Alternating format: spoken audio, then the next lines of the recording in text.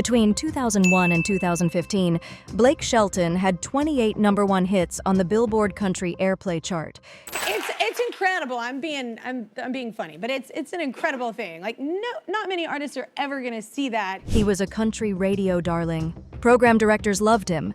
Fans requested his songs constantly. I can understand how you guys feel. It's the worst possible feeling. It's confusion, it's anger, it's just an overall brokenness. Then, in November 2015, Blake went public with Gwen Stefani, and his career numbers started changing. From 2001 to 2015, Blake had an impressive run. His debut single, Austin, spent 5 weeks at #1 in 2001. After that, he became one of the most consistent hitmakers in country music.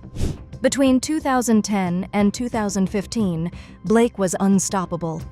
Honey Bee hit #1 in 2011. God Gave Me You reached #1 in 2012. Sure Be Cool If You Did topped the charts in 2013.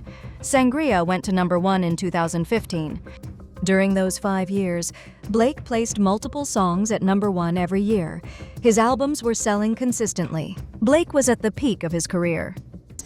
So anxious about writing and insecure, and I have writer's block and all these things, and she said, "What you waiting for, Gwen Stefani?" And then I came in the next day and she had this crazy song, and that's how that song was born. What is Gwen Stefani's phone number? Then in November 2015, Blake and Gwen went public with their relationship right after his divorce from Miranda Lambert. The country music world had strong opinions immediately. One of you wears the pants in the relationship. And to that, I'd like to say you can kiss my country ass. And you know the answer to that. She does. But having mentioned Miranda, she's actually up here in New York City. Perfect. Perfect. There's no way we did not. That is so perfect. Brandon, I swear to God. That was one of them. We did not pick that on purpose. I had no idea we would talk about that. That was actually perfect. I think it's my job to make sure that I'm honest, even when it ain't pretty. In December 2015, Blake released Go Ahead and Break My Heart, his first duet with Gwen. The song peaked at #13 on the Hot Country Songs chart. For context, Blake's previous solo single had hit #1 just months earlier. Going from #1 to #13 is a massive drop. Country radio was sending a message about how they felt about Gwen. Blake's next solo single was Came Here to Forget in 2016. It only reached #7. That was Blake's lowest charting solo single in 5 years. I just got a new truck. We're both trying to figure out the stereo. So what are you doing? You go, well, I was trying to find Kiss FM to see if I could hear my new song on there. Yep. And I pushed one button because I don't know what to do either, and Kiss FM came on, and your song was already playing. In 2017, Every Time I Hear That Song peaked at #17. Then I'll Name the Dogs went to #4. These weren't terrible numbers, but they weren't Blake Shelton numbers anymore. He'd gone from consistent #1s to struggling to break the top 10. The pattern became clear. Blake's solo songs were doing okay, but they weren't dominating like before. I just wanted to make, yes, I wanted to make the show but not be on the show, right? Yeah. And it's Taylor Sheridan is the other producer. And Lee, remember Lee Metzger? Yeah. Lee's a part of the project. Taylor and I talked about it when he was here. Yeah. A little bit, yeah. Yeah. But Keith Urban is our headliner for the show, and Wow. yes, he's incredible.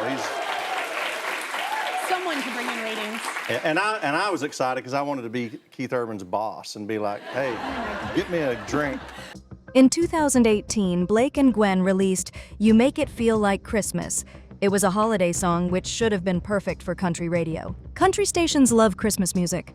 The song peaked at #28 on the Hot Country Songs chart. Country radio was actively avoiding Blake's duets with Gwen.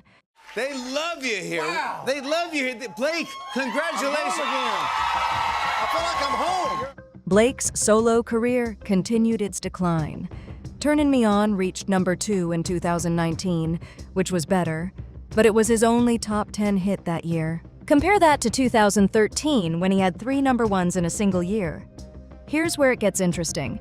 When do I like myself the most? And it was right when Blake started loving me. And I wanted to write a song about that because when you actually feel love for the first time, they reflect you. You can see yourself. In 2019, Blake released God's Country as a solo track. No Gwen anywhere near it. It went straight to #1. The song won awards. Country radio embraced it completely. That told you everything. When Blake stayed in his country lane without Gwen, he could still hit #1. When he tried to include Gwen, the reception was different. In 2020, Blake released Nobody But You with Gwen. This time, the song actually did well. It reached #1 on the Country Airplay chart. Then later in 2020, Happy Anywhere with Gwen also hit #1 on Country Airplay. So Gwen duets could reach #1. But here's what's important. Those songs succeeded because they leaned heavily into Blake's country sound. Gwen was featured, but she wasn't driving the songs. Blake was clearly the lead.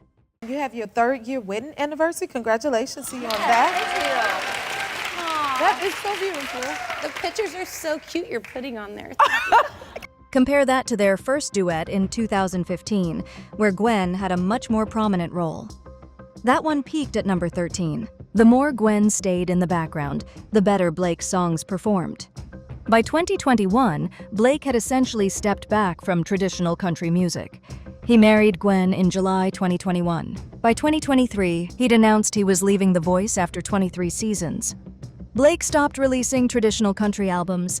He moved toward Vegas residencies and corporate shows. He wasn't on country radio like he used to be. The numbers tell the story. From 2001 to 2015, Blake had 28 #1 hits. From 2016 to 2024, after going public with Gwen, he had only 2 more #1s as a solo artist. His 30th #1 came in 2025 with Texas, but by then he'd already moved away from mainstream country. The location of the wedding held significance for Blake and the 3 boys. But my kids are really lucky. As the country star told ET, he spent quality time with Gwen's entire family at the Oklahoma estate. It's been great, and His presence at major country music events became less frequent. His touring schedule changed. He wasn't the same force in country music that he'd been before Gwen. Other artists from Blake's generation managed to stay relevant. Keith Urban is still getting airplay. Carrie Underwood is still hitting #1. Miranda Lambert is still a force on country radio. The difference is that those artists stayed firmly in the country world. They didn't try to merge their careers with pop stars. They kept their personal relationships separate from their music in ways that didn't alienate country radio. Blake made a choice. He chose Gwen over maintaining his position as a dominant force in country music. Some people respect that. He followed his heart. He married the woman he loves.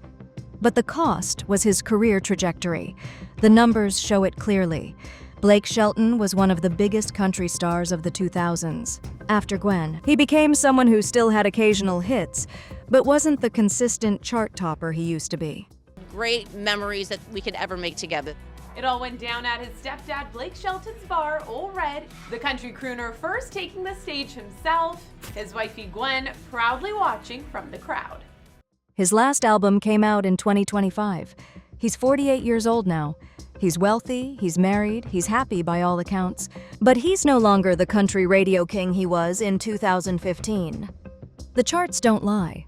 Blake's career numbers before Gwen and after Gwen tell 2 completely different stories. And whether you think he made the right choice depends on what you value more, love or career dominance. Do you think Blake made the right choice? Let us know in the comments. Subscribe for more deep dives into the numbers that tell the real story of country music. Thanks for watching.